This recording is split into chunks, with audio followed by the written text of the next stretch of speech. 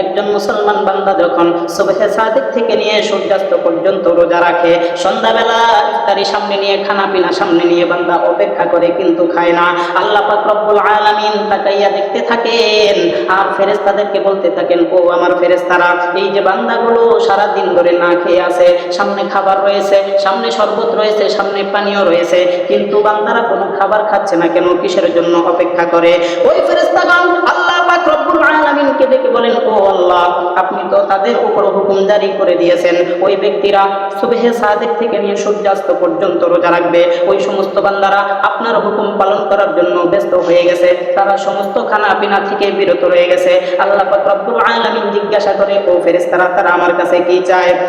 তখন ফেরেশতারা বলে, ও আল্লাহ, ওই সমস্ত ফেরেশতারা আপনার কাছে আপনার বানানো জান্নাতের আশা করে, আপনার জাহান্নামকে তারা ভয় করে, আপনার জাহান্নাম থেকে তারা বিরত থাকতে চায়। ও দুনিয়ার মুসলমান ইমানদার, এরপর ফেরেশতারা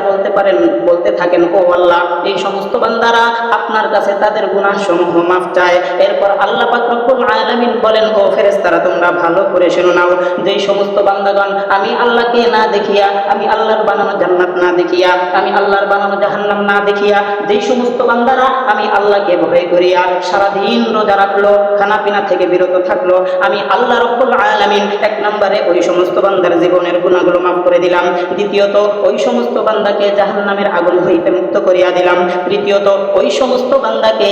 আমি আল্লাহ রব্বুল আলামিন প্রতিদান হিসেবে জান্নাত দিয়া দিব।